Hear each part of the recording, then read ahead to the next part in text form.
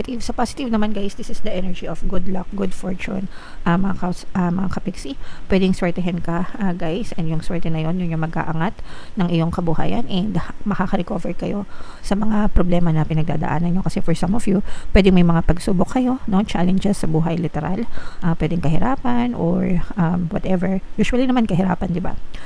Yung nagiging problema sa kabuhayan. Pero sabi ko nga, no, pwedeng magbago yung takbo ng swerte sa buhay nyo.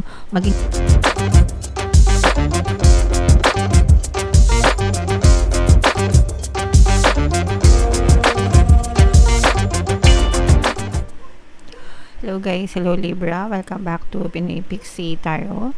Ang pamagat ng episode natin for tonight is mid-month kapalaran para ngayong May 16 to 31 mga kapiksi para sa Libra, Sun, Moon, Rising, Sign, and Venus.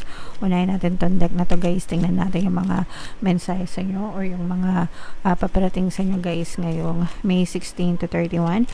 And by the way mga kapiksi, sa mga naghahanap ng mga pampaswerte na lucky charms, lucky bracelet mga kapiksi, may mga products tayo guys sa description box nitong video. Click nyo lang yung mga links guys, tapos diretso na kayo sa product, and pwede na kayong mag-check out mga kapiksi.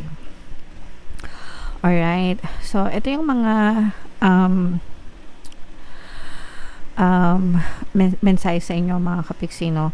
For some of you guys, no, these are negative energies, mga kapiksi. We have broken heart and community in reverse guys. So yung iba sa inyo guys, medyo malungkot kayo, mga kapiksi. May mga problema pinagdadaanan, kahit ano pa tong problema na to guys. Kung ano man yung reason ng pagiging broken hearted mo, pwedeng relasyon sa iyong romantic partner or specific person, pwede din sa mga tao sa paligid mo. Kasi with this community in reverse mga kapiksi, no, parang nararamdaman natin na feeling nyo nag-iisa kayo guys, no? You feel so lonely. Parang yung iba sa inyo wala kayong masabihan ng mga sama ng loob nyo guys, wala kayong masabihan ng mga problema nyo. Yung iba sa inyo guys, literal na nag-iisa kayo, no? Pwedeng malayo kayo sa mga pamilya nyo, kaya kayo ay nalulungkot, or parang wala kayong masyadong mga kaibigan. Lalo na guys, kung nasa ibang bansa kayo, let's say for example OFW kayo mga kapiksi, so medyo kinakain kayo ng kalungkutan guys, okay? Pero with this angel of love energy, no, these are your spirit guides mga kapiksi, telling you na hindi ka nag-iisa, you're not alone, you were never alone, and you will never be alone. Yung spirit guides nyo mga kapiksi, lahat tayo guys, simula nung pinanganak tayo, may mga spirit guides bawat isa sa atin, okay? And nandyan sila, palagi natin silang mga kasama mga kapiksi. So hindi talaga tayo nag-iisa guys, no? Lagi natin kasama yung mga gabay natin. So you just have to pray mga kapiksi, no? Magdasal lang kayo, humingi kayo ng tulong, ng gabay, ng protection mga kapiksi. And kung meron man kayo mga problema, iiyak nyo lang guys. It's okay to cry, para mailabas nyo yung mga sama ng loob nyo. And kung wala man kayong personal na kasama mga kapiksi, no, pwede naman kayo maghanap ng mga online na mga kausap, mag-join kayo sa mga communities, sa mga forum, sa mga Discord, ganyan. Ako nag-join ako ng Discord ni Lalaboy. Ang tanda-tanda ko na nagdi-Discord pa ako. Pero I find the community very helpful mga kapiksi, no? As in, may mga nakakausap ka on a personal level mga kapiksi, no? Nakaka-relate. So, ganun din tayo ganun din gawin nyo guys, no? Find your community na mag-fit in ka, no? And pwede mong i-share yung mga nararamdaman mo sa buhay guys, okay? Alright, sa panahon ngayon, di ba, napaka high-tech na mga kapiksi. So yeah, comment down below if naka-resonate kayo. So shuffle natin to Libra, tingnan natin yung ganap sa inyo ngayong May 16 to 31. Habang sinashuffle ko to guys, panoorin nyo muna yung video natin regarding sa ating paano mag-manifest ng abundance video course. Kapiksi, sawa ka na ba sa mga struggles at hirap sa buhay mo? Masipag ka ba at masikap sa buhay ngunit hindi ka pa rin umaasenso? Ilang beses ka na bang nag-attempt mag-negosyo at mag-invest pero palagi ka pa rin nalulugi? Sa pagkakataon na ito ay maaaring may subconscious beliefs ka na nagiging balakid sa iyong pag-unlad at pagyaman. Introducing, paano mag-manifest ng abundance video course. Dito ay matututunan mong ma-overcome ang mga balakid mo para tuluyan ka ng umunlad, umasenso, sumagana, maging matagumpay, successful at maswerte sa iyong kabuhayan, pera, trabaho, negosyo, salapi at kaperahan ng bonggang-bongga. Dali, mag-send na ng email sa pinoypixitaro@gmail.com at simulan na ang iyong pagyaman ngayon. Alright, so sa lahat ng gusto mag-avail ng course guys, naka-flash sa screen nyo. Una, meron tayong paano mag-manifest ng abundance video course. Pangalawa, meron din tayong paano mawala ang third party at magkaroon ng harmonious na relationship. And meron din tayong paano pabalikin si ex, revise breakup. So sa mga interesado guys, mag-send lang kayo ng email sa pinoypixitaro@gmail.com. So Libra, kayo ay na-represent ng Queen of Swords sa ating spread. Latag natin yung spread nyo guys. And habang nilalatag ko to, mga kapiksi, no, remind ko lang kayo sa mga gustong mag-avail ng mga pampaswerte na lucky charms or lucky bracelet, mga kapiksi. Meron tayong mga products sa description box. Click nyo lang yung mga products doon. Pwede nyo i-view and pwede kayong mag-check out, mga kapiksi. So, Libra guys, this is both negative and positive, mga kapiksi, no? Meron ditong presence ng water sign, Cancer, Pisces, Scorpio.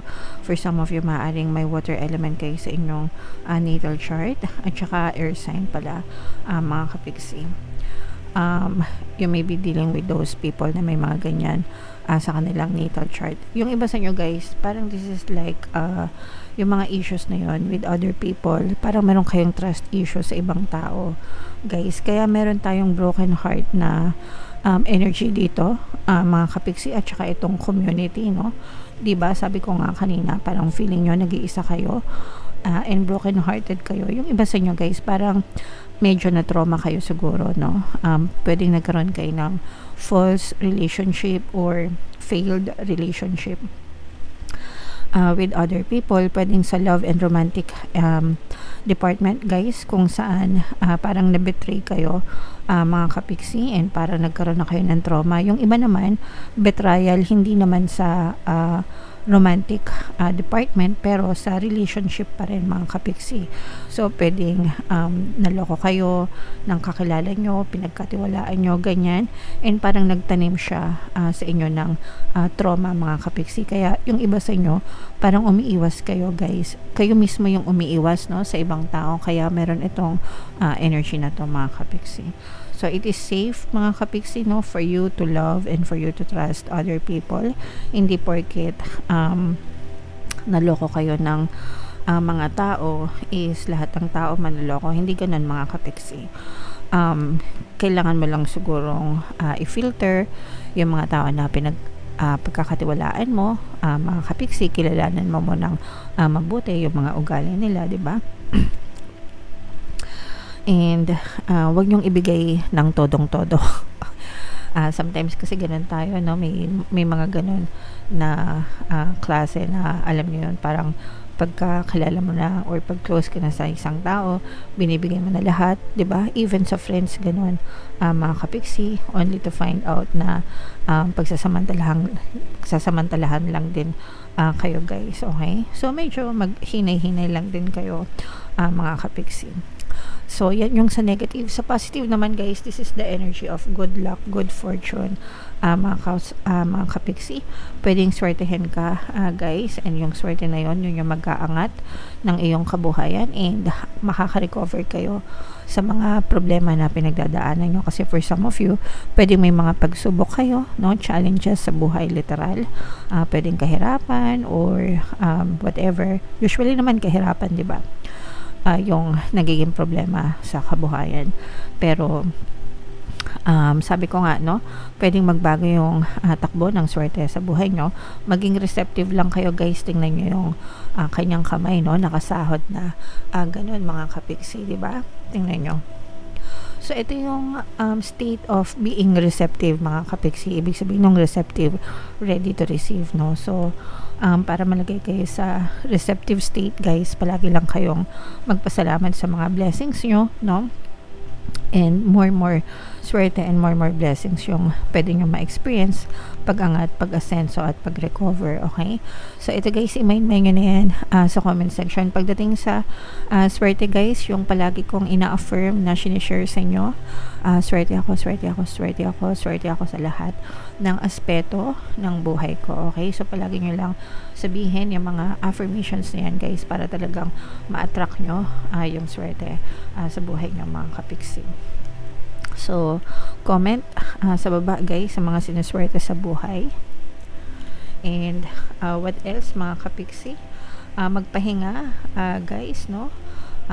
Parang sinasabi dito na take a break mga kapiksi sa mga problema mo sa buhay, no? Hindi pa huli ang lahat para magsimula ulit kayo guys.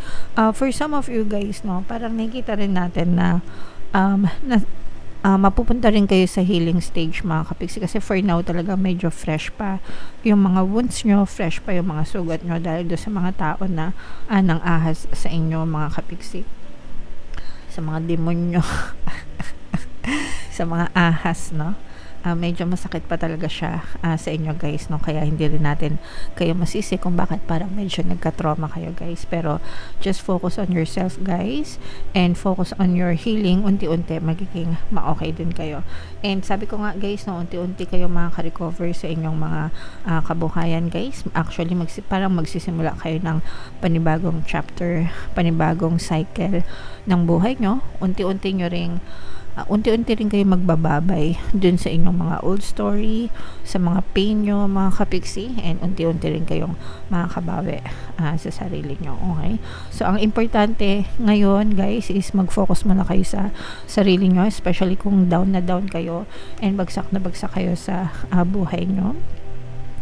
And if you feel so alone mga kapiksi, focus muna kayo sa healing nyo guys. Okay, so ito guys, i-mind nyo na rin itong mga healing na to, itong mga small movements na to, mga recovery guys, no? Again, yung swerte, pag-unlad, pag-asenso, i-mind nyo na rin sa comment section guys. Bunot lang tayo ng isa pang card para sa inyong additional na mensahe, Libra. Balance mga kapiksi, no? Ilagay lang sa tamang balanse ang lahat ng bagay. Moderation guys, no? Even sa pagtitiwala nyo sa ibang tao guys, minsan okay lang din na magduda para protection nyo kasi yun no? Pag pinagdududahan nyo yung ibang tao, syempre parang pinoprotektahan nyo rin yung sarili nyo sa ibang tao, and that's fine mga kapiksi. Okay, alright, so yeah, ilagay sa tamang balance lahat guys, no? You cannot appreciate light without darkness, and you cannot appreciate darkness without light. Okay, so comment down below guys if feeling nyo nakaresonate kayo sa mga messages for you Libra. For more tarot readings, ito yung playlist nyo. Ito naman yung ating success stories ng paano mag-manifest ng abundance video course. Click here to subscribe guys. Ito yung ating mga pampaswerte subliminals. Thank you for liking, sharing, and subscribing. See you again next time. I love you all mga kapiksi. Have a nice day. Bye bye.